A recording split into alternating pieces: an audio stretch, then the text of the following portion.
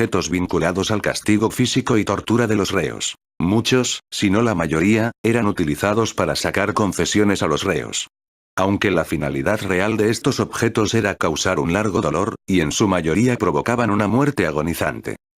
La dama de hierro. Consistía en un gran sarcófago con forma de muñeca en cuyo interior, repleto de púas, se situaba a la víctima y se cerraba, quedando todas las púas clavadas en su cuerpo. Estas púas estaban colocadas de tal manera que no atravesasen órganos vitales y la persona no muriese al instante, sino que tardase varias horas o incluso días en morir desangrada. Cuna de Judas. Una pirámide de madera o hierro, sobre la cual se alzaba a la víctima, y una vez arriba, se la dejaba caer sobre ella, desgarrando el ano o la vagina. La fuerza de la caída la podía variar el verdugo mediante una polea y una cuerda. El potro. Es un instrumento de tortura en el que la víctima, atada de pies y manos con unas cuerdas o cintas de cuero, a los dos extremos de este aparato, era estirada lentamente produciéndole la luxación de todas las articulaciones, muñecas, tobillos, codos, rodillas, hombros y caderas. Este método, se tiene constancia que se aplicó durante todo el período que duró la Inquisición en varios países y ya se conocía desde mucho antes y por supuesto se utilizaba frecuentemente en las lúgubres mazmorras de castillos, prisiones y palacios de justicia. El potro escalera. Esta es una variante del potro clásico.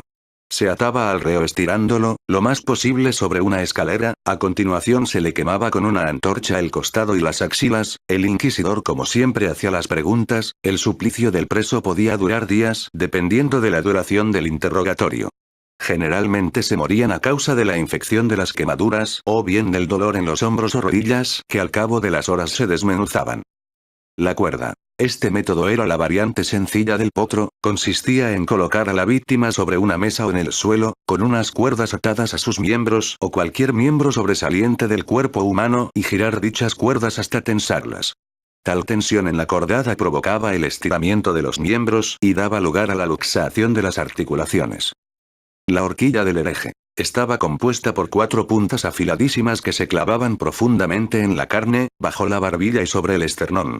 La horquilla impedía cualquier movimiento de la cabeza, pero permitía que la víctima murmurase, con la voz casi apagada, se conocía como abiuro y esta palabra se halla grabada en un lado de la horquilla. Si se negaba a confesar, el hereje, considerado como impenitente, era vestido con el traje característico y conducido a la hoguera, con la condición de la extrema unción, en el caso de la Inquisición española. Si el inquisidor era romano, el hereje era ahorcado o quemado. Collar de púas punitivo. Provisto de pinchos en todos los lados, este instrumento, que pesa más de 5 kilos, se cerraba en el cuello de la víctima, y a menudo se convertía en un medio de ejecución. La erosión hasta el hueso de la carne del cuello, hombros y mandíbula, la progresiva gangrena, la infección febril, la erosión final de los huesos mismos sobre todo de las vértebras descarnadas conducen a una muerte segura en poco tiempo. Cinturón de San Erasmo o San Telmo. Los instrumentos provistos de pinchos en su interior eran, y en determinados ambientes aún lo son, predilectos de religiosos que se mortifican. Los mismos instrumentos servían también para la tortura inquisitorial y punitiva. Su funcionamiento era el siguiente. Se ceñía en torno a la víctima, y rápidamente empezaba a herir y lacerar la carne con cada pequeño movimiento, con cada respiración. Luego llegaba la infección, la putrefacción y la gangrena. No pocas veces, el verdugo agregaba gusanos carnívoros en la parte descarnada que se introducían royendo hacia el interior del abdomen. El péndulo. Solía ser la antesala de posteriores torturas. Su función consistía básicamente en la dislocación de los hombros, doblando los brazos hacia atrás y después hacia arriba. La víctima atada de manos en la espalda era izada por las mismas. Para provocar un mayor sufrimiento se le colocaban en los pies unas pesas. La cuna. Esta se podría considerar una forma evolucionada de la cuna de Judas. Se obligaba a la víctima a sentarse sobre una cuña de metal extremadamente afilada, el peso del cuerpo unido al de las cadenas y bolas pesadas que se le unían a los tobillos causaban que se fuera clavando el metal en el cuerpo hasta que causaba la muerte, normalmente por desangramiento aunque en algunos casos si el cuerpo se torcía podía incluso amputar una extremidad. La tortuga. Comprimir o triturar bajo una madera con peso encima era un método común entre los ingleses. La tortuga podía ser variada a la balanza. Consistía un tronco puesto en la espalda de la víctima para que el espinazo se quebrara bajo el peso. La silla de interrogaciones. Cientos de afilados clavos componían el respaldo y asiento de esta silla de torturas. Clavos que por medio de una especie de cinturones que podían presionar al torturado a la silla se clavaban en toda la parte de atrás del cuerpo. Para que el sufrimiento fuese mayor, se colocaba bajo la silla de hierro ascuas ardiendo que calentaban la silla y quemaban a la víctima. Las garras de gato. Consistía en arrancar al prisionero la carne a tiras, llegándola a separar de los huesos. Para dicho proceso se utilizaba una especie de rastrillo. Estrapardo o garrucha. La técnica de este método era atar las manos del acusado a su espalda para luego pasarle un largo palo, llamado estrapardo o garrucha, por el nudo de las muñecas, el cual, con un ingenioso mecanismo de poleas, izaba al condenado unos metros. Para infligir aún más dolor, solían atar a los pies o a los testículos de las víctimas grandes pesos.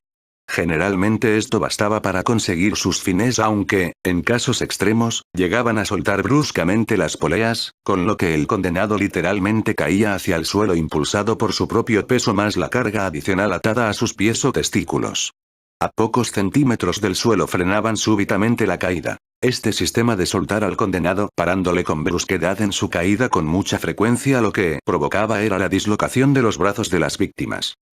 Rueda de la verdad. Con esta rueda el verdugo conseguía desorientar y aturdir en unos minutos. Tras el aturdimiento se colocaba un brasero bajo la rueda con el fin de castigar al condenado quemándolo cada vez que giraba. En algunos casos llegaron a colocar una tabla cubierta con clavos que desgarraban la piel a cada vuelta de la rueda. El horno de pie.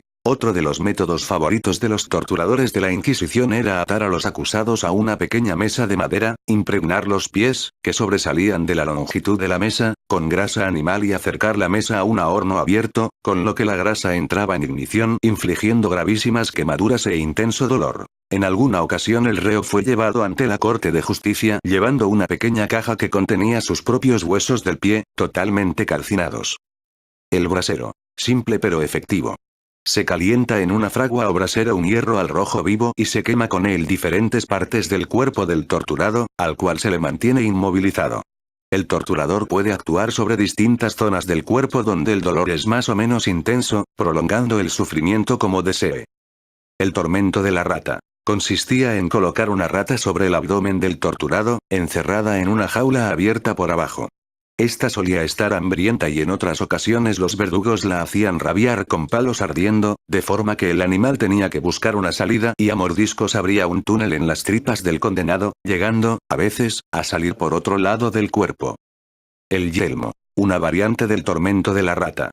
Se coloca al individuo un yelmo de metal de unos 40 centímetros de diámetro y se introducen en su parte superior un par de ratas hambrientas, que se alimentaban vorazmente con la cara de la víctima.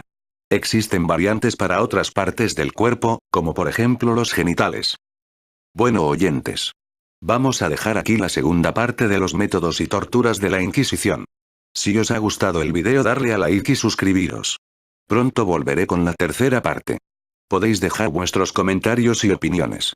Nos vemos en el siguiente video. Un saludo a todos.